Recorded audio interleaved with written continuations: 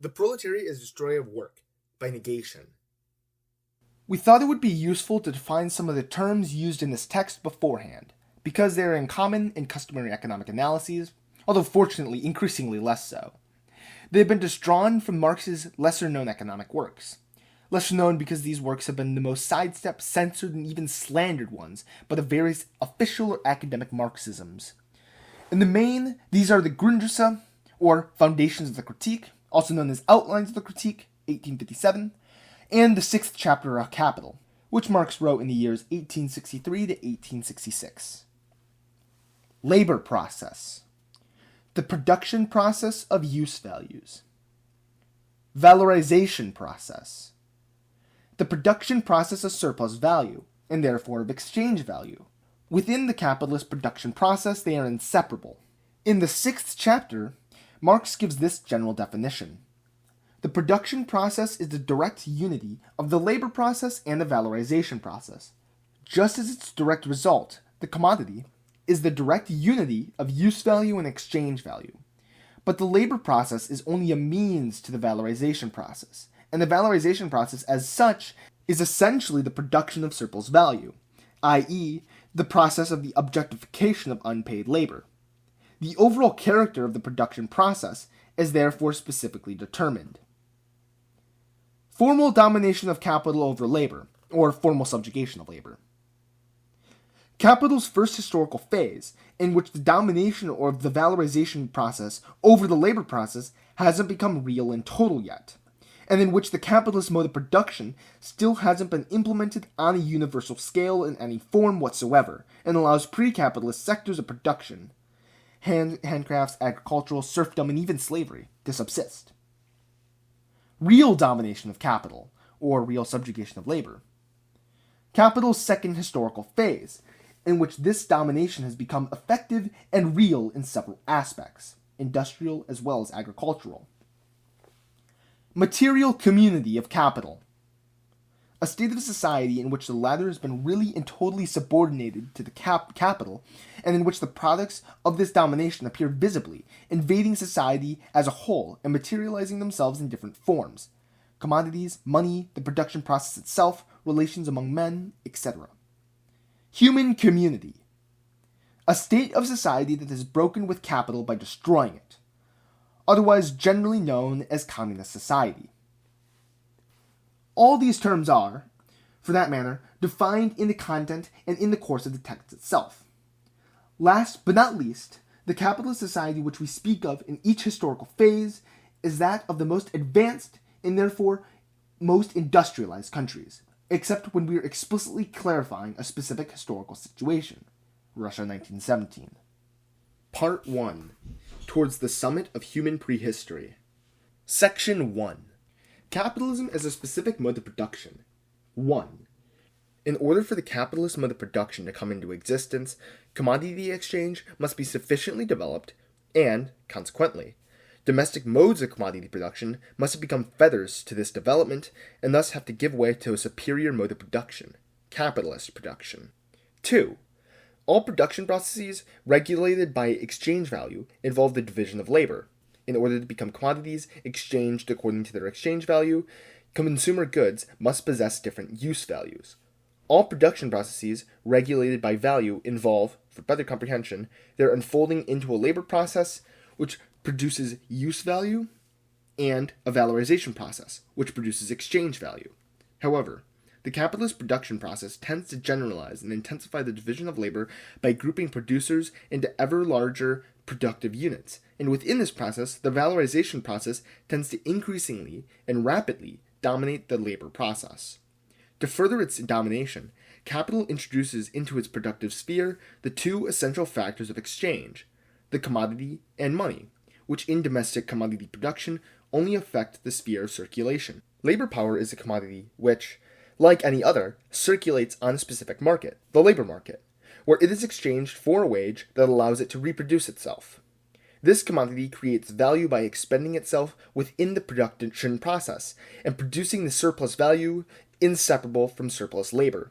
Therefore, capitalism poses labor time as the sole yardstick of social wealth. 3. It follows from these two main features of the capitalist mode of production defined so far, the intensification of the division of labor and time as a sole yardstick of social wealth, that the foundation of wage labor is individual labor.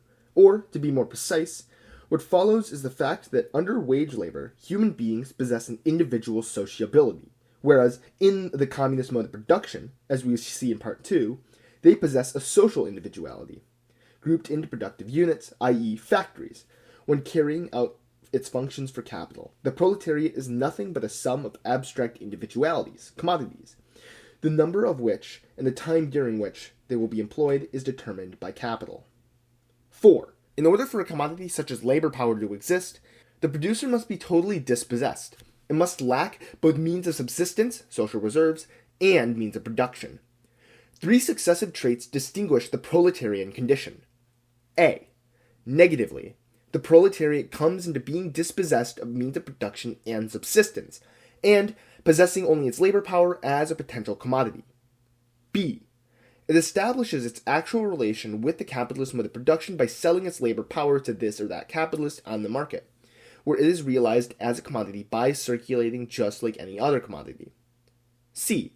It acquires all its positivity for capital by expending this labor power within the production process, where it becomes a specific commodity that produces surplus value. D. Thus, under wage labor, work is posited as a precondition to everything. The lives of serfs and slaves was legally subordinated to their masters and lords, and therefore their labor was likewise subordinated to them.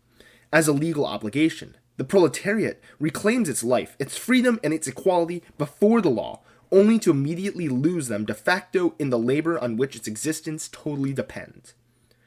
As far as the proletariat is concerned, wage labor is the exertion of a perpetual blackmail that makes work de facto obligation instead of a legal one. Section 2. Formal domination of capital over labor. 1. At the outset of capitalism, and throughout the entire first phase of its development, its effects on the production process remain merely formal and potential. Indeed, on the one hand, at this stage, the capitalist mode of production has only infiltrated relatively limited areas of society. On the other, despite its initial appearance, capitalism subordinates the labor process to itself, just as it existed under earlier modes of production, i.e., as a process of immediate and individual labor in which every worker executes the totality, or at least the greater part, of the productive process. Hence the name worker, which originated in craft production, in which the worker created, a work. At any rate, the labor process continues to dominate the valorization process, or, at the very least, hasn't been dominated by it yet. In the examples given by Marx, necessary labor time is generally equal to surplus labor time, 6 hours and 6 hours. Thus, during the phase of capitalist formal domination, there is a dichotomy between the specificity of the capitalist mode of production, wage labor, and the similarity between the capitalist production process and its forerunners. In this phase, the labor process is, if not dominant, at the very least important, and its foundation is the human being. 2. Consequently, in the production process, the proletarian is endowed, equally let us say, with the double character of a producer of use value, worker, and the producer of exchange value, proletarian. Hence, the dichotomy within the proletariat itself. As a potentially dispossessed, commodity, he is fully proletarian. As a commodity that circulates and exchanges itself, as wage labor, he is fully proletarian. As a specific commodity operating within the production process, he is both a proletarian and a worker. First of all, a worker. 3. Therefore, just as in this phase, capital's domination over labor and society is merely formal, so the proletarian condition is still only formally dominant. Likewise, within the production process itself, just as production tends to be increasingly dominated by the valorization process, so the worker tends to be increasingly dominated by the proletarian. Section 3. Social representations of capital and labor. 1. As we have seen, the dynamic of exchange value materialized in commercial and financial capital gives rise to capitalist modes in relation to production. Along with these came into being, on the one hand, the proletarian, dispossessed of means of production, and, on the other hand, the capitalist, legal owner of these means. One and the other originated within the dynamic of value, and the true owner of the means of production, on which they both depend, is the capital which the capitalist merely personifies as the manager of the production relations legally promoted to the owner of these means. As we shall verify historically further on, once the traditional capitalist disappears, capital nevertheless continues to subsist through the creation of new legal owner-managers. 2. Under formal domination, the proletariat presents itself as the working class, the class of labor, because this class is still the foundation of the production of social wealth and of the labor process. The proletariat is therefore the main bearer of the ideology of labor, and the capital-labor opposition acquires the form of an opposition between productive and unproductive members of society. Glory be to the former, shame to the latter, according to working-class ideology. In this phase, the proletariat's class consciousness is located and expressed at the level of its dispossession of the means of production, where the proletariat is fully proletarian. Within the production process, however, the consciousness of the producer of surplus value is dominated by the consciousness of the producer of social wealth, and the most radical workers' struggle tend towards the appropriation of the means of production and the self-management of productive relations. We may call this consciousness the immediate class consciousness of the proletariat, a producer's consciousness. 3. It was at this time when the working class created the organs for the defense of its immediate interests, the price of its labor power, namely, the trade unions. These representatives of labor power also came into being as representatives of the human labor process against the scientific and mechanized labor process and the valorization process. The labor movement struggled against the mechanization of the labor process, which, in keeping with the logic of the system, meant unemployment and intensified separation between the producer and his product, and the destruction of machinery went hand in hand with the internal mechanization that took place at the end of the 19th century. However, precisely because they defend the interests of labor power, unions tend to make the valorization process triumph. Indeed, sooner or later, fairly large wage increases force capital to mechanize, and to do so increasingly, the same applies to the shortening of the working day. Thus we pass from an extensive mode of exploitation to an intensive mode of exploitation, from absolute surplus value to relative surplus value. It is, in fact, in the very nature of the workers' movement to tend to make the worker disappear from the production process, leaving behind, in essence, only the proletarian, and to bring about the real domination of capital. In this context, and in the phase of formal domination, unions take on a revolutionary dimension, to the extent that they are products of the proletariat's immediate consciousness, which tends towards the management of the means and the relations of production, hence anarcho-syndicalism. Section 4. The proletariat as the class of consciousness and ideology. 1.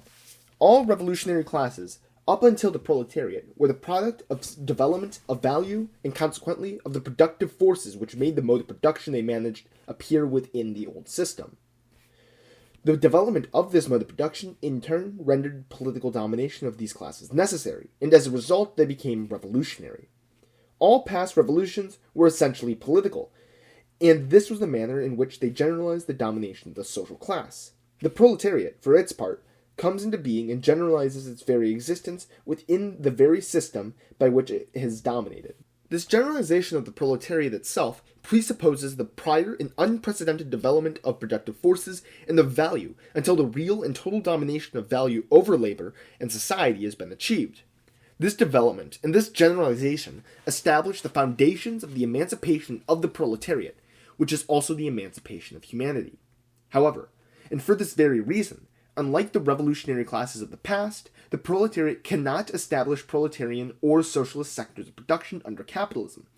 For the socialist mode of production is that of socialized humanity, not of the proletariat, which has no political and economic future.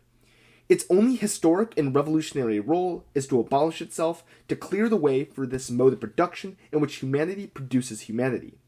The proletariat is revolutionary in this sense, or it is nothing. 2. Having originated within the economic and social dynamic of value, the proletariat must master this dynamic by destroying value. Thus, it is the only revolutionary class in history that must acquire the historical consciousness of its task by taking up the cause of social revolution, i.e., of its own abolition. Under formal domination, value allows political ideology to subsist, so as to complement its domination and to safeguard it. The same applies to the proletariat, which remedies its feeble development and the dichotomy of its being by means of revolutionary ideology, a substitute for the proletariat's historical consciousness that lives off the latter, which remains merely potential. Thus come into existence the so-called revolutionary parties, first of all the Social Democrats and then the Communists, which claimed to be the proletariat's historical consciousness and took up the cause of communist revolution. Now, the party form was originated by the bourgeoisie and its need for democratic organization. The party is the organizational form of classes which have interests to defend within the system and only within it. Bourgeois parties supported the industrial, commercial, financial bourgeoisie, and workers' parties declared themselves reformists and supported the immediate interests of the working class at a time when their state had not really been taken over by the industrial bourgeoisie yet, and in which the working class could intervene in the democratic debate between the different fractions of the bourgeoisie and the feudal residues in order to further its interests. E.g., when the Chartist Party won the shortenings of the working day in England, obviously in connection with the struggles of the time. The contradiction which plagued proletarian revolutionary or communist parties was to simultaneously take up both the cause of the proletariat and the revolution. Taking up the cause of the proletariat is obviously the opposite of taking up the cause of its abolition. In itself, this already constitutes clear-cut proof that only the proletariat, constituting itself as a class on the basis of its generalization to humanity as a whole, can take up the cause of its own abolition. Consequently, there is nothing proletarian or revolutionary about the party form which is indissolubly linked to bourgeois democracy. Thus, under formal domination, so-called revolutionary parties distill from the proletariat's historical consciousness a content which they then turn into organizational form produced by democracy itself. This clearly reveals the class future awaiting revolutionary parties brought to power by social movements. Indeed, the second characteristic of the party as the political representation of the proletariat is that its power stems from the social movement of the latter, which tends to generalize its existence by appropriating the means of production on the basis of its immediate consciousness. Marx drew the concept of the dictatorship of the proletariat from this immediate consciousness. Now, as we have seen, historically the proletariat cannot be a political dictator. Rather, through its immediate struggles, it tends to generalize its existence and in this manner becomes a socially dominant class. As a substitute for the proletariat's historical consciousness, the party thus tends to ideologically infuse these struggles which it lives off of, with a historical and political meaning. In keeping with its fundamental character, and through these struggles at a certain degree of their development, the party can actualize itself as a historical substitute and become the true political dictator. In the absence of world revolution in Russia, the power of the Soviets, the so-called dictatorship of the proletariat, could be nothing other than the power of the Bolshevik Party over the Soviets, which, limited by their immediate consciousness, due to the feeble development of the proletariat, ushered in a new ruling class, the bureaucracy, the new manager of the means and relations of production, to whom fell the task of developing capital in that country. What was at stake in the Soviets, which did not appear in the opposition to the trade unions but in their absence, was this generalization, by way of the industrial development of the productive forces of a very small proletariat. This was a long and difficult generalization, which the working class was unable to embark upon, given the potential force of the backlash, particularly from the peasantry, which, despite being very poor, was attached to its land, and which the Bolshevik Party, after destroying the Soviets as a class organization, tended to carry out, poorly and contradictorily, given the new ruling class's inadequacy to the development of capital under the formal domination, and that its power rested in both the small-holding peasantry and the proletariat. On account of its essence and its nature, the bureaucracy carried out this grueling development by means of a fierce dictatorship over the proletariat, and by resorting constantly to the lie at the heart of its very existence as a substitute for both the immediate and the historical dimension of the proletarian consciousness. Section 5. The Transition. At the same time as the Russian Revolution was taking place, important struggles were going on, both for that time and ours, in Western Europe and in Germany in particular. This country, unlike Russia, was nearing the end of a transitional period in capital's domination, resulting from a massive development of the productive forces at the end of the 19th century. It was transitioning from the formal domination of capital over labor and society to real domination. At that time, the unions, so to speak, were integrated into capital in advance of the actual integration of the labor process that they were the representatives of. This was caused mainly by World War I and the need of the German capital to secure social peace. The unions, as it were, deliberately got in line politically on the side of capital, anticipating the absorption of the labor process by the valorization process, which, in fact, they deliberately and politically tended to bring about. The vacuum created by this integration led to the emergence of organs for the defense of workers' interests. The councils, which soon transformed their content into a potential for immediate revolution, i.e., the generalization of the proletariat and the advent of the material community of capital, real domination. Thus, what was potentially at stake in the German councils was the actual autonomy of the proletariat regarding its economic and political representation, the foundations of the reappropriation of its historical consciousness, the unification of the proletarian being's dimension as wage laborer, with its position in the production process, where the proletarian was to completely liquidate the worker and to establish a process of a purely scientific and social labor, advent of the total proletarian condition. In parallel with this, the generalization of the total proletarian condition to humanity as a whole. This last point becomes visible in the rallying of the unemployed to the factory organizations. Consequently, the real domination of value can be established through the conscious instigation of the proletariat, which thereby lays down the foundations of its own abolition and therefore the communist revolution. The uninterrupted movement of struggles of the proletariat containing an uninterrupted development of its class consciousness, which may evolve from immediate to historical, can lead, over a fairly short period of time, to the rise of the human community.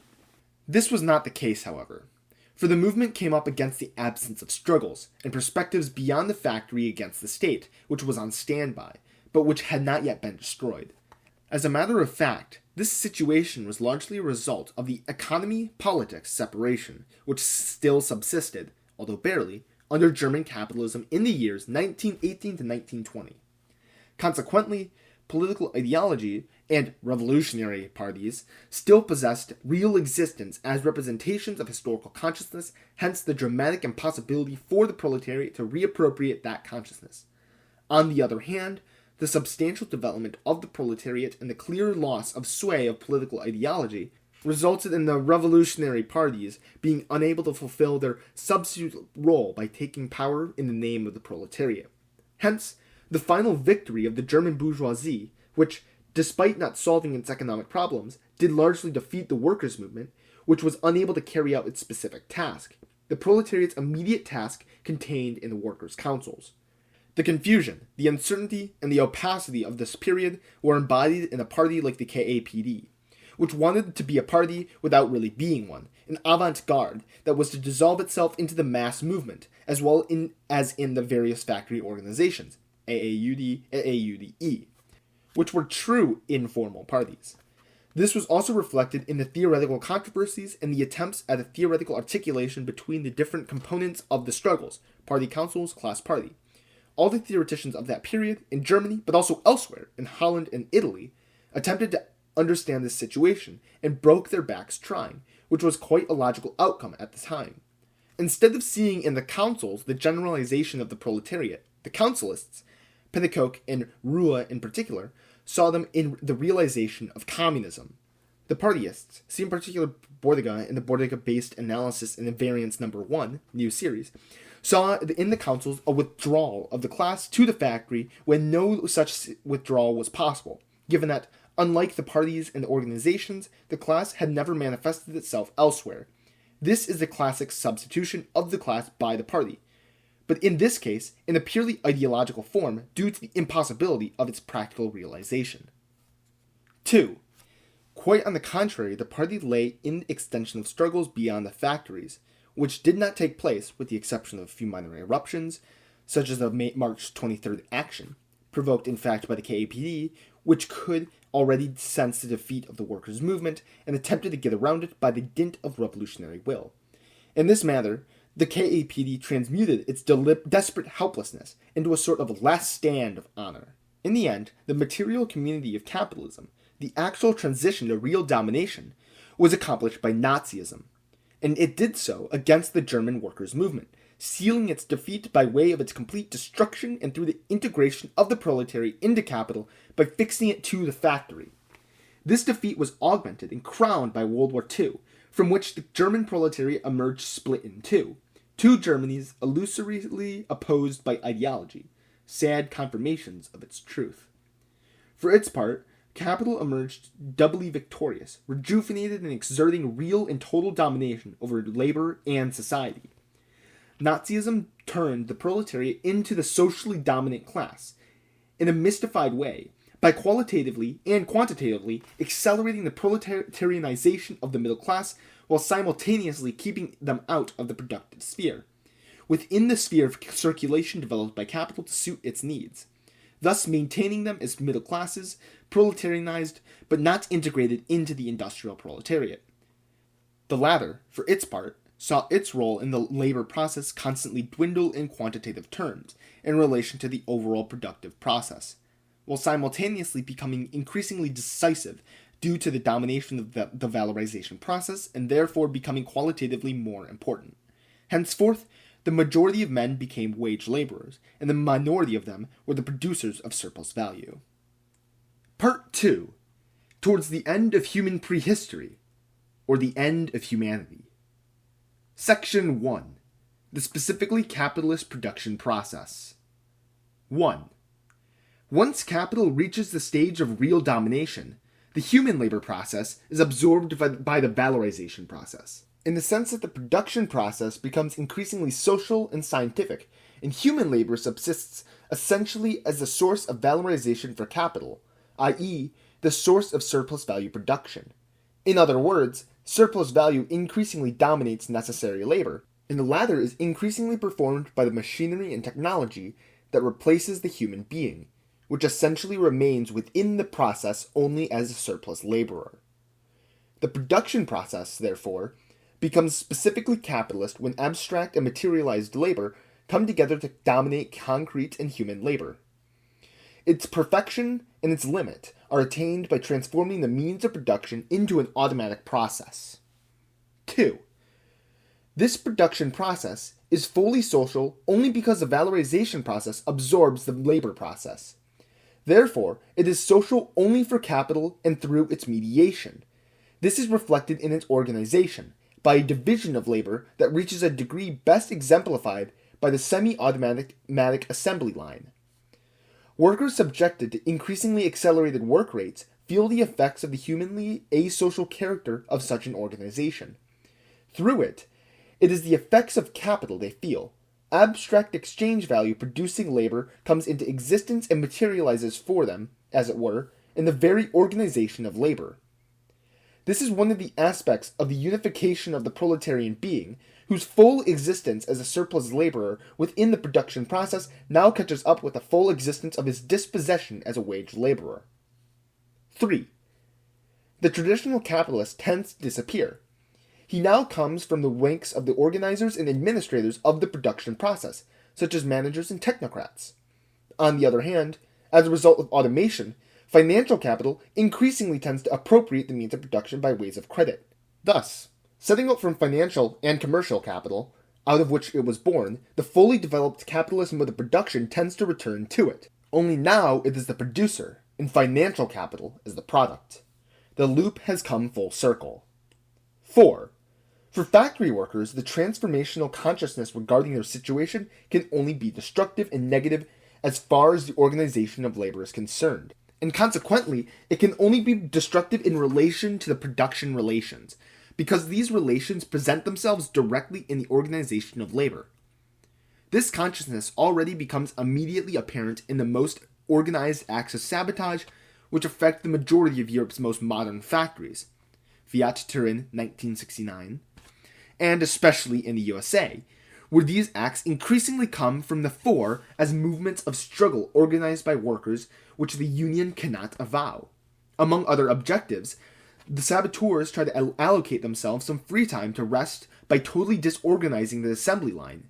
This is the critique of surplus labor, which is an element of capitalist production relations, a critique of their existence as surplus laborers, and a desire to live. These movements do not concern themselves with reorganizing production by way of or within the existing production process.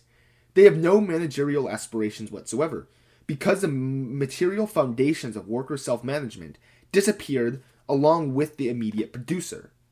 Moreover, given the point reached by the division of labor, the destruction of this division would require the destruction of labor, and the reappropriation of the means of production would require the transformation into a fully automated process.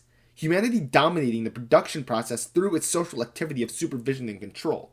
This is the transformation of the social character of labor for capital into its social character for humanity. 5. Unions have become integrated into capital along with the labor process. They defend the price of proletarians' labor power increasingly less and defend the interests of capital more and more. Hence consensus policies and so-called progressive contracts in order to avoid costly strikes. Indeed, when machinery is the foundation of the production process, from this instant on, every interruption of the production process acts as a direct reduction of capital itself, of its initial value. The value of the fixed capital is reproduced only insofar as it is used up in the production process. Through disuse, it loses its use value without its value passing on to the product. Hence, the greater the scale on which fixed capital develops, in the sense in which we regard it here, the more does the community of the production process, or the constant flow of reproduction, become an externally compelling condition for the mode of production founded on capital. Marx, Grundrisse, Notebook 7. The fragment on machines. Organized sabotage and mass absenteeism have the same effect on the production process as strikes, but they cannot be avoided by a good contractual policy. The integration of the unions led to many wildcat strikes during the post-war period. The first ones took place in Germany during the 1920s. Wildcat strikes constitute an immediate critique of unions as alleged representatives of workers' interests, but they do not, and cannot, represent the overcoming of unionism, as that would require no less than the critique of the role of unions as true representatives of the interests of capital, and it would amount to their destruction. The integration of the unions into capital can only be destroyed via the destruction of capital and its production relations. One and the other destructions go hand in hand, but contrary to what many counselists believe or dream about, the destruction of the unions cannot precede the destruction of capital. Unions increasingly reveal themselves for what they are in the eyes of the proletariat, but the latter does not abolish them for all that, for it can only practically abolish them by practically abolishing itself. The interest of the unions naturally tends towards the management of capitalist production relations, which some, such as the CFDT, have christened self-management. The more progressive managers, i.e. the most far-sighted ones when it comes to class struggles, support this claim by advocating co-management. Refer to the dialogue between Petri, president of the Italian state, holding company IRI, and Trentin, CGIL leader, published in the 14/12/71 issue of Le Monde. Section 2. The material community of capital. 1.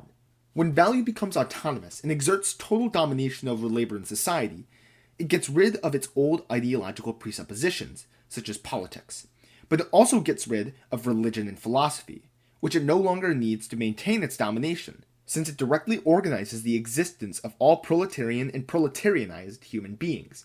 It is an ideology itself, materialized in the commodity, what the situationists called a spectacle.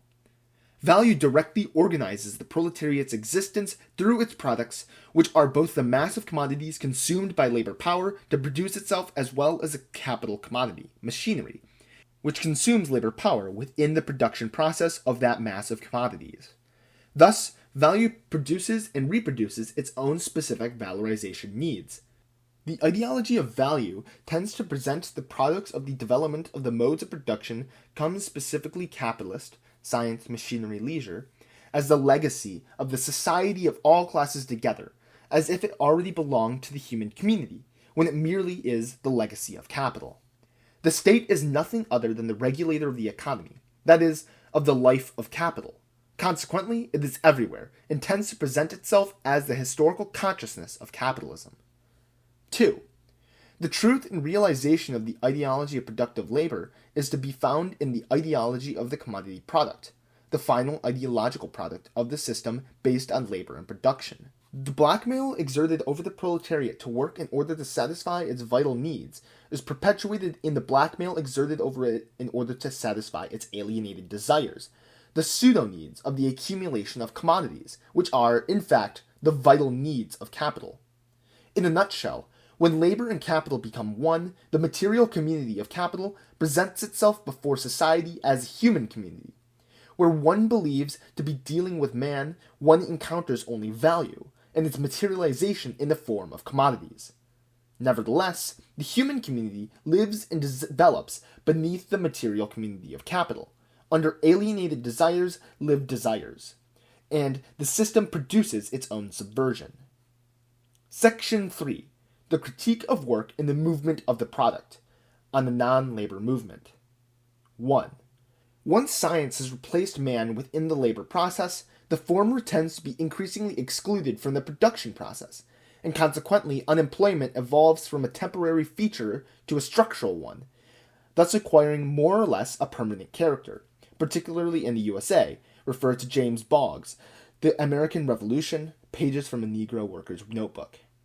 On the other hand, proletarians tend to increasingly exclude themselves from this process, which, once the prevalence within it of the valorization process has been established, destroys the material basis of the ideology of work. Young proletarians, born when the real domination of capital came into being or under it, articulate the critique of work by refusing it in various forms, which range from regular work absences to categorical rejections by resorting to expedients as a means of subsistence, hence the development of juvenile delinquency. 2. Proletarians thus marginalized from the production process rediscover their existence as potential commodities, which was once the foundation of the creation of wage labor. However, unlike the unemployed and the lumpenproletariat of the 19th century, they do not constitute a backward sector of capital. Back in the 19th century, the victims of the destruction of the pre-capitalist sectors, the unemployed, as far as their capacity to expend themselves within the production process was concerned, constituted the potential commodities of the future, a future that belonged to the nascent capitalist mode of production, which was awaiting its development. Today, the unemployed are the very product of this development reaching its end in the industrialized nations. From now on, they constitute commodities with no future, no longer able or no longer willing to expend themselves within the capitalist production process. They are, in a sense, the extreme outposts of a system whose every possibility has been historically explored by them, and, as a result, they become even more potential commodities. 3. In immediate terms, given that they no longer circulate on the labor market, these commodities circulate on the market common to all products, the space-time of distribution consumption, where they confront and consume each other just like the other commodities do, through rivalry, emulation, and elimination. On this basis, the years 1956 to 60 saw the advent of hierarchical groups of young proletarians, greasers, rockers, etc., which fought each other, and whose members competed for leadership within each gang. Given that every commodity and every commodity community exists only by difference, the earliest gangs of this type appeared in 1930s Germany, this terrain of circulation and consumption is also the space where the ideological discourse of the value materialized in commodities is deployed. These communities of young proletarians live completely by this ideology, and by nothing else.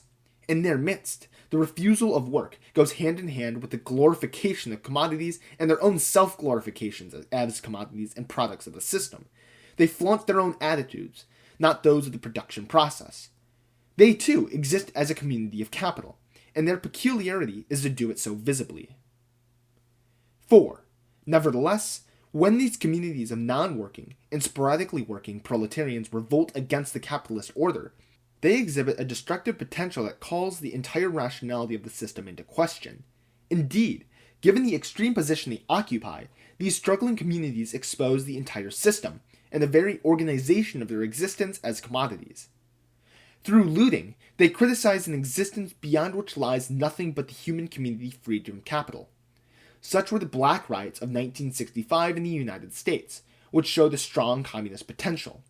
In the wake of May 68, looting became insurrectional, mainly in Lyon, as well as in Paris's Latin Quarter. On a fine Saturday evening in June 1971, one of the first practical and massive manifestations of the European proletariat struggling on the sites of consumption.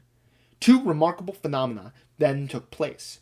The immediate consumption of the leftists into the political militia for the defense of the people's capital and its commodities, and the real and semi-conscious merging of these non-working communities with the other sectors of the proletariat and the proletarianized middle class, students, immigrant workers, and adult and sensible proletarians. Therefore, by destroying the material foundations of labor and its ideology, and by creating communities of interest situated beyond work, and thus potentially beyond capital, the latter creates its adversary and the very foundations of its abolition.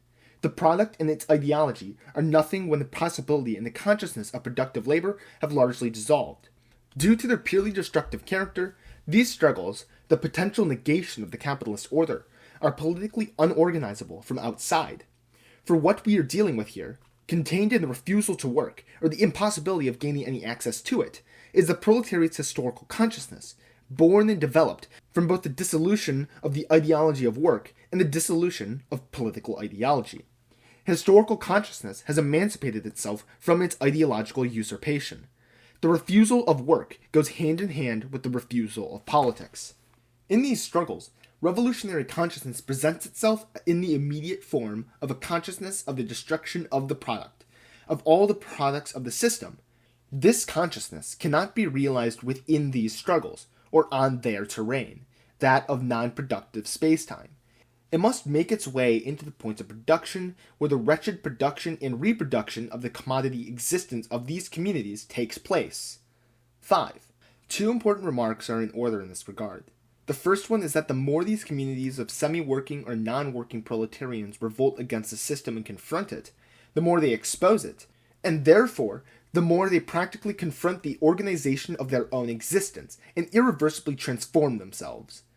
In the text entitled Birth of a Radical Movement, published in the ICO number 93, a comrade wrote the following. The latter, rock and rollers, formed extremely hierarchical gangs with undisputed and tried and tested leaders who had the right to strike, their men, the exclusive right to fuck with their favorites, etc. Rivalry between gangs, bloody brawls, was a means of emulation and survival for each of them and for the members of each one inside it. Few gangs now remain, at least in their previous form. They have been replaced by unorganized groups whose composition fluctuates according to the encounters of the day. More or less assertive leaders do exist, of course, but they are rarely undisputed. They fight other groups increasingly less, and more against power, which is beginning to show its true colors. The revolt of marginalized youth has gone from the prehistoric age to the first years of its history, merging with the workers' movement, which indeed the outsiders are part of, by exposing it. Apart from the misguided use of the term outsider, that is exactly what is going on. The second remark concerns the comparison between the communities of commodities constituted by these gangs and the leftist outfits, sects, and various chapels of the student and intellectual far left. They share the same mode of existence: rivalry, emulation, elimination, leadership, splits, etc. And they too live exclusively by differentiation. See the text For the Theory of Chapels, published in Noy et Rouge, number 44. Which represents the remarkable attempt to describe this phenomenon. The reason for this is very simple. A great mass of students, and therefore of intellectuals, haven't begun to work yet, and perhaps never will. They are condemned to unemployment, not as a result of a crisis or restructuring, but because, just as in the case of young workers, that is their lot. Thus, they are even more potential commodities. The proletarianization of these middle-class strata does not integrate them into the ranks of productive or unproductive workers, but into the ranks of non-workers, which relatively intensifies the degree of their proletarianization. In becoming proletarians, they immediately become so completely. However, this is as far as the comparison and unification go. Due to their social position, they breathe, bask in, and live on political ideology, while the young rock and roller lives exclusively by the ideology of value materialized in the commodity. They still lag behind and live by the ideology of the organization of value under formal domination, and the ideology of ideology, politics, their space-time, where they have always plied their trade. Consequently, their struggles take place on the same level as those of the non-working proletariat. Struggles in non-work space-time, streets, places of consumption, universities, etc. But due to their political nature, they tend to move in the opposite direction, i.e., to support capital and its process of reproduction of social relations by speaking the language of organization and consciousness coming from outside, politics.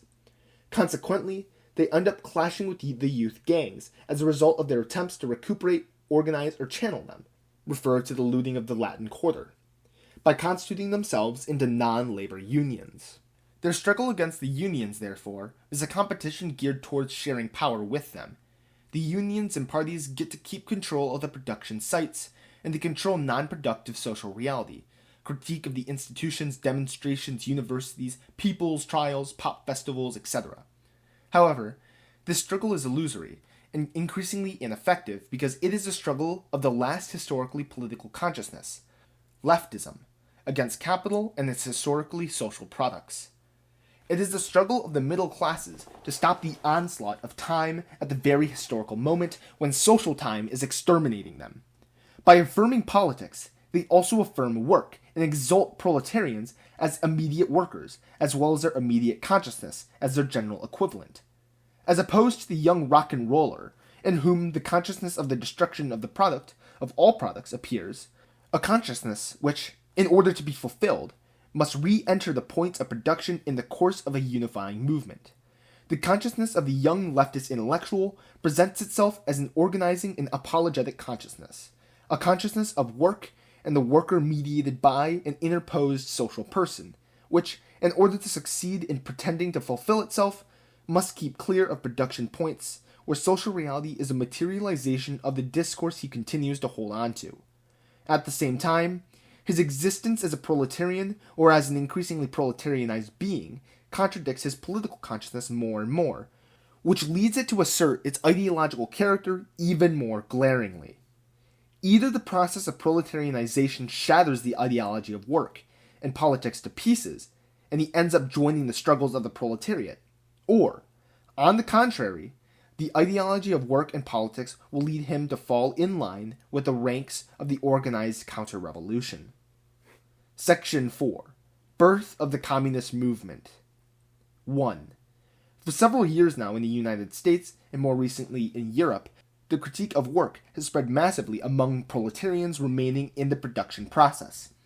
This critique has many aspects: organized sabotage, as we have seen above, massive absenteeism in the majority of the most important and most modern enterprises. Every day, 12% of General Motors miss work without giving any reason, according to the ICO number 115 to 116. Roughly the same number as Turin's Fiat. And in many factories in Great Britain, there is hardly anyone there on Monday mornings. Frequent switching of factories by the majority of young proletarians, with more or less long periods of complete work stoppage between switches. All the aspects of this critique can be found in the same proletarians who sabotage, absent themselves from work, go on sick leave, sabotage, etc. This practice proves to be the critique of capitalist production relations, and particularly of dominant surplus value, and so it is indeed a critique of the proletarian condition. Through this practice, young proletarians assert their choice of non-work, leisure time as a yardstick of social wealth. In leisure, non-work, there's already a possibility of elective affinity among those beings, even if under capital this choice remains mystified, with whom one wants to live, whereas in the factory, this choice belongs to capital alone. This choice is the conscious affirmation of the human community dominating things, the passionate and fascinating rationality of social humanity as opposed to the icy, glacial rationality of capital. The proletarians of Detroit, USA, who leave their workshop to join their friends in other workshops, assert their counter-choice. Refer to the ICO, number already cited, counter-planning on the shop floor. The human community will choose itself because it has only itself to consciously produce. Therefore, both choice of commodity and choice of leisure as a yardstick of social wealth are already an immediate affirmation of communism. 2. However, the capitalist mode of production knows only labor time as its yardstick, and it produces leisure only in relation to work. There is a direct contradiction between the maintenance of this mode of production and the social practices of young proletarians. Besides sabotage and its complement, this contradiction translates to two levels as far as struggles are concerned. Struggles at leisure sites, from the street to the dance halls, where young proletarians increasingly discover capital as the organizer of the space-time of non-work. Intensification of struggles at production sites during the time that they are present due to the necessity of making as much dosh as possible in order to meet their needs during the time that they are not working, constitution of a sort of social reserve. They thus become the spearhead of wildcat strikes. Therefore, more and more young proletarians possess a practice of struggle which covers social reality as a whole. They assert themselves as the possessors of a dialectical practice which leaves nothing aside. Wherever capital is, in its various materializations, they assert themselves as the subject of its destruction. The critique of work movement renders its full meaning to the wildcat strike movement. 3. It was only natural that the proletarian movement should begin to manifest itself anew and globally in the spaces where it was inhabited in the 1920s and 1930s. The factories, and with a content which, after its defeat, turned it into a mere object of capital, occupations. In France, where this inhibition displayed its most democratic character, the occupation movements of 1936, and which inherited this sort of repetition, May to June 1968, when it reappeared, the movement no longer accepted it and began to overcome it, negatively, the absence of any attempts to reorganize capitalist production, and positively through the desertion of the factories by many young proletarians, who, whenever they could, took their struggles to the streets and onto the barricades. It was no less natural for the proletarian movement to have been preceded and catalyzed by the student movement, which was simultaneously the movement of the proletarianized middle class demanding democracy, and the movement of the not yet working population. This is what mystifying the entire movement of May 1968, which proved unable to recognize itself owing to its incoherence as a result of multiple class components and historical dimensions, past and future character. The student movement was not superseded by the proletarian movement, which clearly shows all the limitations of May 68, and explains why the debate remained at the time and subsequently at the level of democracy and self-management. 4. The proletariat's movement of negation must re-enter the course taken by fascism, but reversing its direction, where the classical proletariat, producer of surplus value, has become an object, and now tends to become a subject once again. Through its dialectical process, it constitutes the practical leadership of the struggles of the class in the process of its universalization, the totality of the proletarianized humanity beginning to confront capital. Through its practice, which is revolutionary only if it is a negative one, the classical proletariat renders its full meaning to this confrontation. The struggle for the liberation of humanity. In addition to the struggles of the non-productive, unemployed, or non-working proletariat, it must integrate the struggles of the proletarianized middle-class strata into the movement of negation, destroying those which it cannot integrate in order to not be destroyed and or integrated by them. Thus, would it become frozen and petrified in the concept of a political dictatorship of the proletariat by a Marxist ideology linked to capital's phase of formal domination is practically set in motion again. The communist movement is born upon the ruins of communist ideology and against it. Section 5. The Old Political Rackets. 1. When the domination of capital is real and total, revolutionary parties turn into organizations for the party of the party. They thus merely express their inability to place themselves on the true terrain of the proletariat's life, hence their sectarian existence and their incapacity to organize the breaks with the system represented by the most radical struggles. Henceforth, they can only support the cause of the existence of the proletariat. Hence, the latter is now capable of going about its own abolition by itself and immediately. As a result, leftist outfits are reduced to pretending to organize the proletariat as a community of capital within capital. Hence the positive character they confer on the proletariat, but also, as a result, on capital. Power to the workers. The various leftist groups, armed with their classical ideology, are so many rackets, championing labor and competing with each other along the lines of capital's mode of existence. The racket form is the truth of the party form. 2. Consequently, the truth of the old parties led by intellectuals is to be found in the present-day rackets, which are composed essentially of intellectuals, a phenomenon that is in keeping with their emergence as a social stratum following the end of the war. Whereas previously, intellectuals, petty or medium-sized, presented themselves as an ideological stratum devoid of specific social interests, capable of serving both the proletariat and the bourgeoisie. In 1917, they fulfilled themselves for the first time, in Soviet Russia, both as a social class and a class of liars. A lie they are now forced to repeat indefinitely, not only to the proletariat, something which is increasingly difficult for them to get away with, but above all, inside their own class, concealing its proletarianization from it, and thus concealing it from themselves, in order to make it evolve within the exclusive sphere of political ideology. In fact, leftist outfits exercise their racket much more among the intellectuals, professors, students, than among the classical proletariat. But as a result, they tend to constitute themselves into a racket over the universal class, which tends to form itself by encompassing the proletarianized strata. However, the attitude and practice of these strata determine the future of the class struggle and, in part, its outcome. As long as the universal class has not yet actually been formed, and these proletarianized middle-class strata have not practically and socially chosen to confront capital in order to destroy it, which is the case when they continue to confine themselves largely to the political sphere, they may fluctuate between revolution and counter-revolution. This latter alternative is, at present, the more likely one, given that the middle-class strata are increasingly rallying to the ideology of the proletariat and its immediate consciousness, as opposed to its social practice and its negative consciousness. A rallying which was the very foundation on which fascism, Nazism, and Stalinism were born. Certain expressions of Maoist practice, which we will now examine in the next issue of Negation, may even be interpreted right now as the emergence of counter-revolution.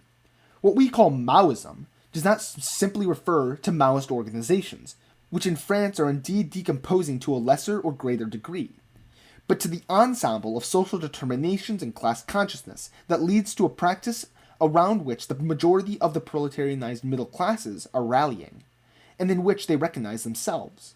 The decomposition of Maoism in the form of classical organizations is, moreover, a sign that the classes are beginning to be faced with difficulties in a much more directly social way, hence the stakes discernible in the situation. Integration into the struggles of the proletariat, or struggles against the proletariat.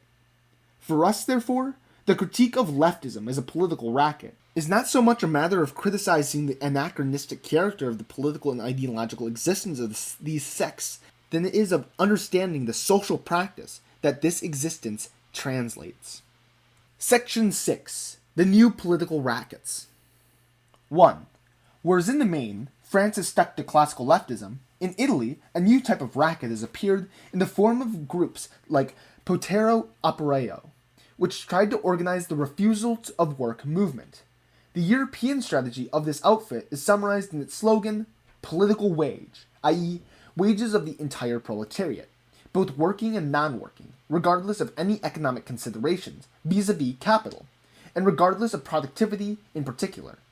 In a word, it's generalized wage labor endeavoring to declare itself in contradiction to wage labor. The fundamental contradiction afflicting a racket like PO becomes visible straight away. Politics as a specialized activity came into being at the same time as labor became a dual producer of use value and exchange value. Within the historical development of value, political ideology is closely linked to the ideology of labor.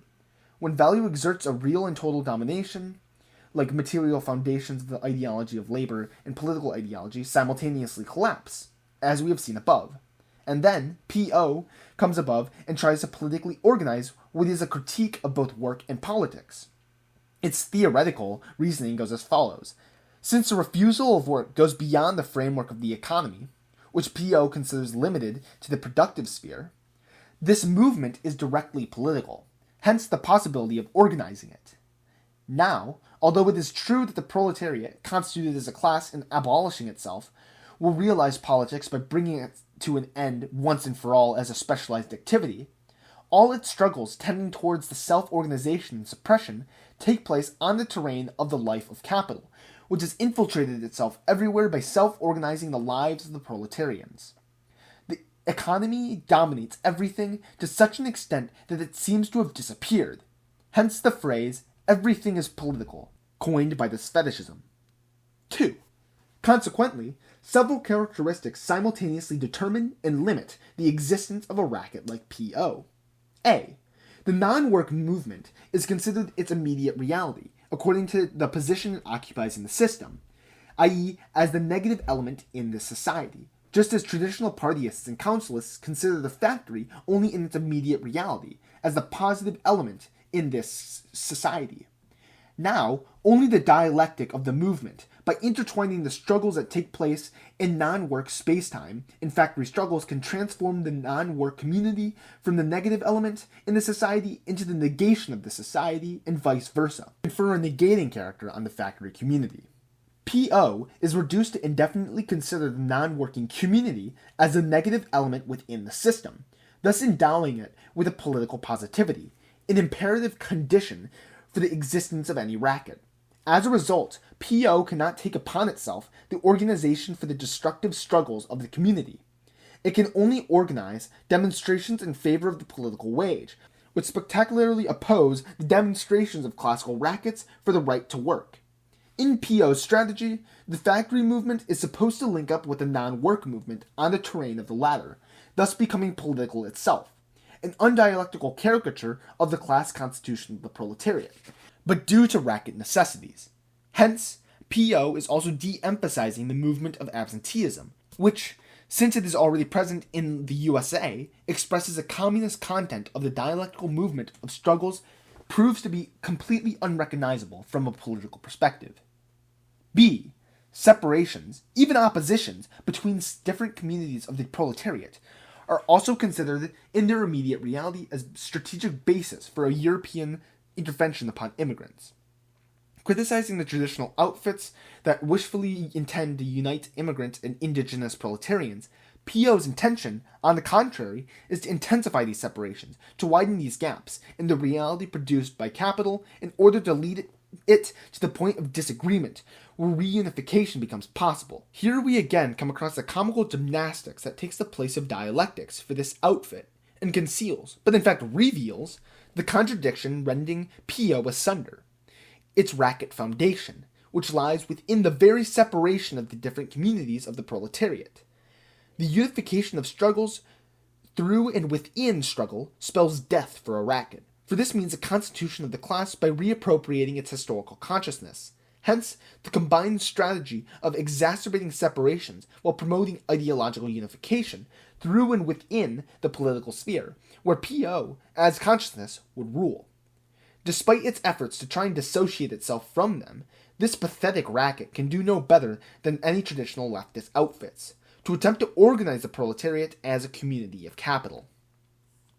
3. Whereas due to the present impossibility of the reemergence of the proletariat's immediate consciousness, the consciousness of producers of use value, classical rackets find nothing to sink their teeth into, and are thus reduced to incompetence. P.O., the product of this impossibility, draws its conclusions to put together a racket critique of workers' councils in order to position itself on the terrain of the appearance of the proletariat's historical consciousness, the critique and the refusal of work.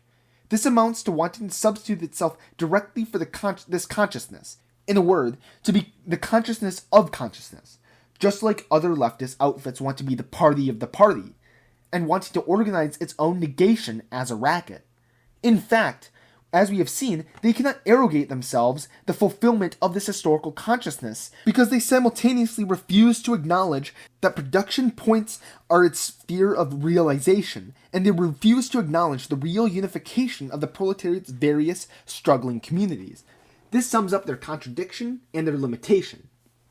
4. Nevertheless, by intervening on the real and immediate terrain of the proletariat's consciousness and the birth of its negative consciousness, such rackets may not immediately present themselves as such, because they must stick to reality in order to try and blend in with it. They thus play a mystifying role, and are the real hindrance on struggles, hence the importance of demystifying them via a relentless critique. Since they depend more strictly than other leftist groups on the system's evolution and on class struggles, such outfits emerge in the countries where the economic situation and struggles are among the most advanced, and they do so under different forms according to the degree of this evolution. Thus, in Italy, where PO was born, this political group emerged almost immediately as such, and is now seeking its second wind, and to recover its initial virginity by extending itself into other European countries. In Great Britain, where the state of the proletariat struggle, both in terms of factory struggles and the practical proletarian critique of work, seems more advanced than anywhere else in Europe, they appear immediately in non-labor movements such as the Clements Union, organizations which defend the interests of unemployed and non-workers. In the very moment when they appear, they are unable to present themselves in the traditional form of leftist outfits, while nonetheless calling to support the despicable National Socialist IRA, along with the other half-wits of the traditionalist outfits. As for the US, they have never appeared there, and from now on the situation in that country seems to have left behind any possibility whatsoever of their coming into existence. Struggles in the US already seem to exclude any reformist possibility. The communist revolution is on the agenda there, and that means that from now on, no organization external to the class and its struggles can take hold. In France, one of the countries most lagging behind in terms of economic development and of struggles, it might seem that the future looks bright for a group like PO, and this created a stammering minion for itself in the guise of the group Matériaux pour l'Intervention. I'm not going to pretend to be good at French, I'm sorry for that. However, this is merely hypothetical, for France is part of the capitalist world. A swift evolution and intensification of the struggles in the most advanced countries would have repercussions on France itself, and lead it directly to the level of these struggles. This could be one of the consequences, among others, of Great Britain's entry into the common market. Groups like PO seem to be the expression of the increasing proletarianization of intellectuals and their consciousness. As far as the French group Matériaux pour l'Intervention, which is composed mainly of teachers, is concerned, this seems to be the line with the ideological disintegration of this milieu, which over the last 2 years has become blatantly obvious. Once the ideological pageantry of teaching work, knowledge, is cast off, it tends to reveal itself increasingly for what it is, wage labor. Hence, its critique by increasingly young teachers, many of whom transfer this ideological power to politics, to the political organization of the proletariat, thus setting themselves up as the last ideologues and the last politicians. 5.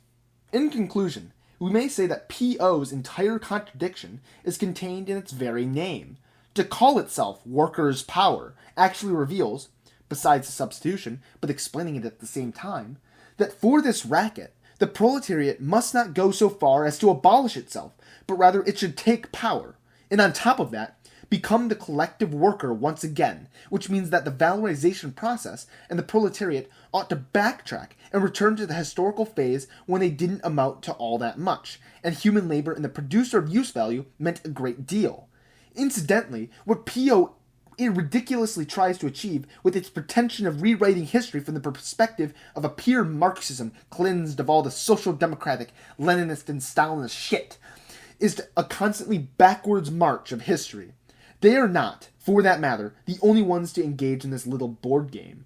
True Marxism, the one and only, unabridged, undistorted, unrevised, is showing near you, like Jesus. A few conclusions. 1. Marxism was an ideologization of Marxist theory. He himself took part in this freezing, particularly in his political writings and positions. The contradictions which plagued Marx was to describe the life of a being, capital, from its birth to its death, while living at the time when this being was still underdeveloped. Hence the glorification of politics when he attempted to translate his analysis of capitalist production relations into immediate and active reality. There was a terrible contradiction between the practical possibilities of the movement, then exclusively the working class movement, which in the main had eminently political tasks to fulfill, the establishment of republican bourgeois democracy and or people's democracies between 1830 and 1879, as well as the generalization of wage labor in the proletariat, Second International. Thus, all of this and the conclusions which Marx drew from his analysis of capitalism, which went beyond the limits of his precise time, were in contradiction. And yet, in spite of that, this analysis was linked to the fundamentally communist struggles of the proletariat at that time. What Marx said was a radical critique of what he was partly able to do. He was well aware of it, and more or less stated it in his correspondence. But within the immediate movement, on the other hand, Marx could only qualitatively limit the contribution of his radical theoretical work. Witness the almost complete isolation of Marx and Engels on the doctrinal plan, and how they were misunderstood even by their disciples. Refer to the critique of the Erfurt and Gotha programs. Thus Marx, and Engels too, were, despite themselves, the working class movement's first bureaucrats and ideologues. The fundamental writings of the former, the economic and philosophic manuscripts of 1844, the Grundrisse, the introduction to a contribution of the critique, Capital, etc., are only now being fully meaningful and truthful, because only now the capitalism being described by Marx has been completely realized, and consequently communism is on the agenda. Marx's works could therefore serve no other end than to contribute to the ideological training of the socialist bureaucracy made up of intellectuals specialized in the wielding of dialectics and economics, but as separate spheres, as well as a fraction of the labor aristocracy. Marxian theory served no other purpose than to prove the necessity of capitalism thanks to the knowledge of its laws, refer to Althusser, and therefore to perpetuate capitalist relations in the power of the bosses, union leaders, and politicians. The fact that Marx focused on the critique of the economy is not where the rub was. The rub was that this critique of the economy came to be regarded as a science instead of the nucleus of a theory of the proletariat's communist praxis. The foundation of this economism was the need to understand the capitalist economy in order to defend wage labor against capital, social democracy, or to create capitalism from scratch, Leninism. On the other hand, this terrible dichotomy articulated the intellectual manual dichotomy that both sides of the struggle raging within the First International, the manipulative Marxian bureaucracy and the conspiratorial Bakuninist bureaucracy, brandished as a derisory flag and a distorting mirror. Each of the stages leading from Marx to Stalinism was the truth of the former. Blanquist and politically biased Marxism, economism and deterministic social democratic Marxism, Leninism, Stalinism, Trotskyism is an archaic setback. As for Bordegism, it is a false reality of the bureaucracy's Marxism, besides being its most scientific expression. Nowadays, Marxism has become the discourse of the ruling class in Eastern capitalism, and the academic discourse tending to become dominant in the West. The existence of both these discourses obviously demands the censorship of playing down some of Marx's writings, distorting or fragmenting certain others, and bringing still others to the forefront. 2. During the 19th century, anarchists were right to say that there could be no truly proletarian state. This statement, however, was not devoid of contradiction. Among anarchists, the ideology of work was just as exacerbated as it was in the workers' movement as a whole. In fact, at the time, the rightfulness of their conception amounted to a humanistic sub-utopia, almost a religious one. Anarchist ideology was not to escape, and could not escape, the customary fate of ideologues under formal domination, to simultaneously express and mystify the reality of capital and of class struggles. The truth of anarchist ideology, 20 years after it compromised itself, like the entire socialist upper crust of the time, by Kropotkin in particular, in the First World War, was revealed in Spain in 1936, where the scandal lay not only in the participation of anarchist leaders in the Republican counter-revolutionary government, but in the reason of this participation.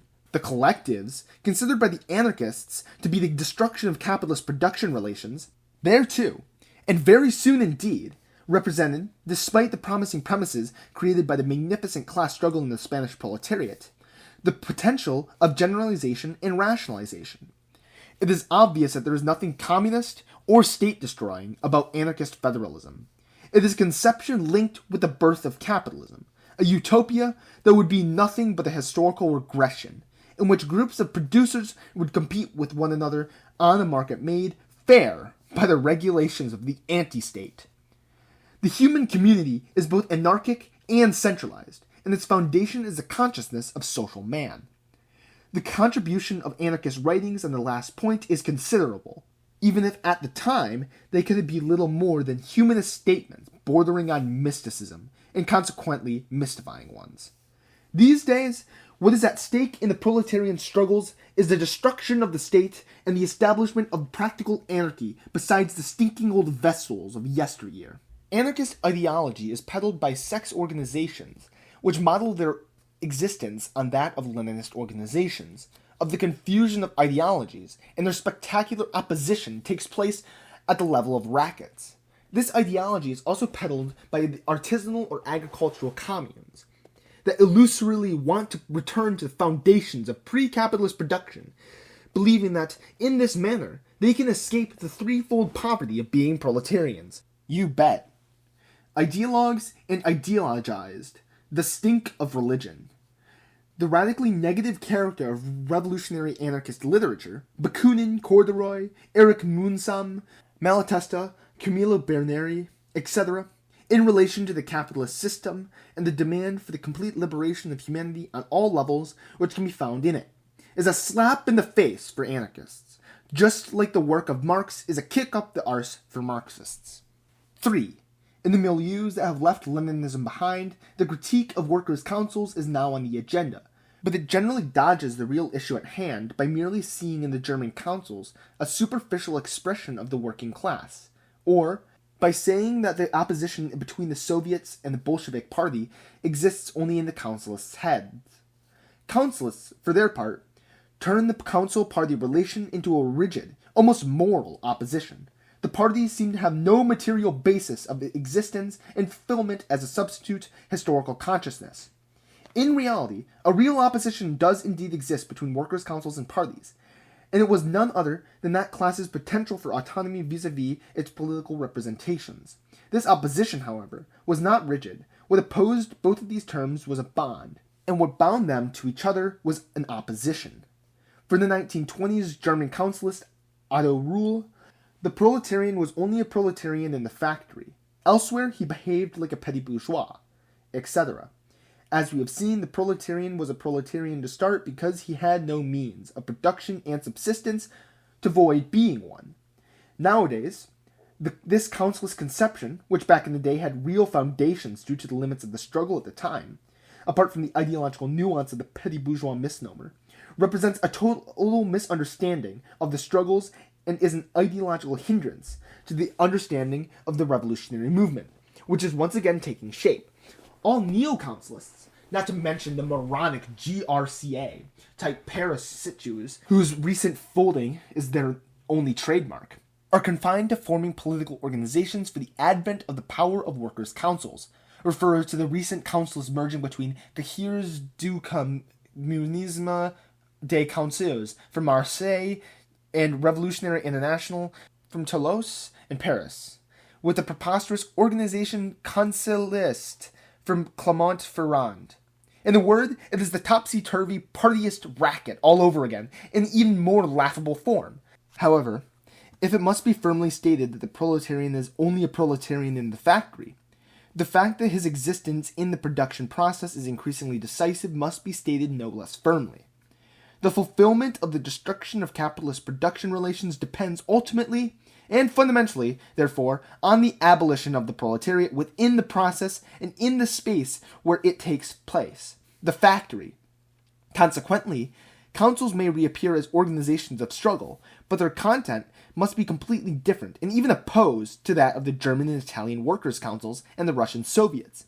They must take root within the movement of destructive struggle that encompasses social reality in its entirety, the entirety of space and the ensemble of proletarianized human beings, thus including non-productive proletarians and non-working proletarians in particular, of which the state is no more than a police regulator.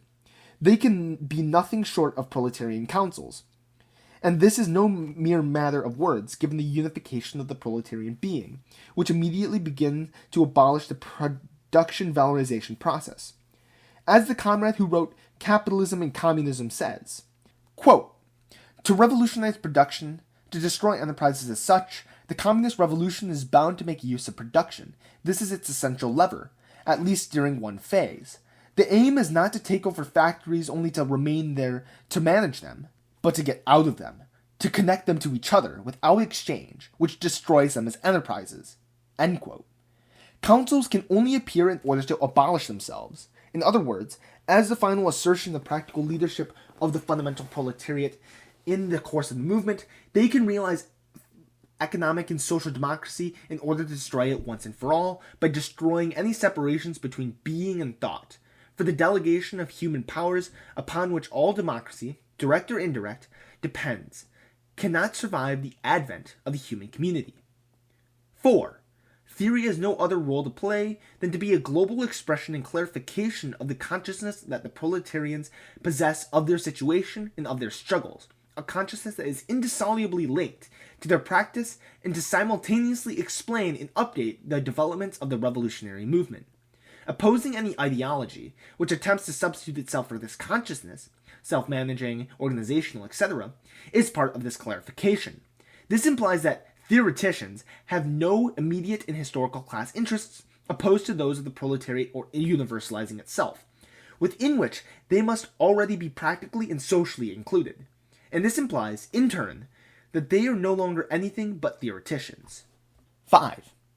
Labor, the organic exchange between man, the individual, and nature, is in fact destroyed by the capitalist mode of production itself, which by gradually socializing it transforms it into a single profit-making function, and thus into alienation for the whole of mankind and nature. The proletariat must destroy this function by abolishing itself. In so doing, it brings about the destruction of individual human labor, in a humanly social sense. It liberates humanity and nature by reconciling them, and lays the foundation of a productive social activity that may be defined by the organic exchange between social man and nature. The sum of the prehistory is reached when capital achieves real and total domination over labor and society, and tends to destroy man's natural environment. The movement inherent in man's social relations then seems to vanish, and only the fixed character of things appears. Nevertheless, the movement lives and develops beneath the capital commodity. Every productive act is a social movement, and the capitalist mode of production is an antagonism in motion, the development of a contradiction. And at the very moment when the movement spectacularly disappears, it lives anonymously, invisible to the eyes of what is alien to it.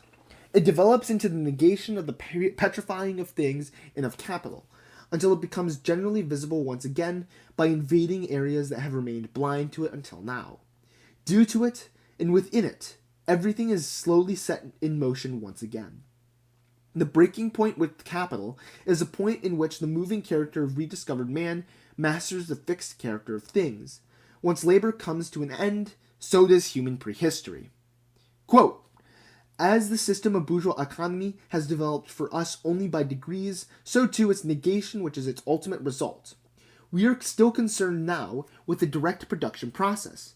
When we consider bourgeois society in the long view, and as the whole, then the final result of the process of social production always appears as the society itself, i.e., the human being itself and its social relations. Everything there that has a fixed form, such as the product, etc., appears as merely a moment, a vanishing moment in this movement. The direct production process itself here appears only as a moment. The conditions and objectifications of the process are themselves equally moments of it, and its only subjects are the individuals, but individuals in mutual relationships, which they equally reproduce and produce anew. The constant process of their own movement, in which they renew themselves even as they renew the world of the wealth that they create. Karl Marx, Grundrisse. Communism, like love, quote, is all that is living, all spontaneity, all sensory experience, in a word, all real experience of which one never knows in advance of where it is coming from and where it is going. End quote. Karl Marx, The Holy Family. 6. For us, obviously, revolution is not inevitable. But what is already inevitable is a double confrontation of the fundamental proletariat with capital, and with the middle-class strata, already proletarianized or on their way to proletarianization. If the proletariat incorporates these strata into its destructive struggles, then the vast majority of proletarianized humanity will confront capital in order to destroy it. If, on the contrary, proletarians allow themselves to be absorbed into the immediate struggles of these middle-class strata for democracy and thus for capital.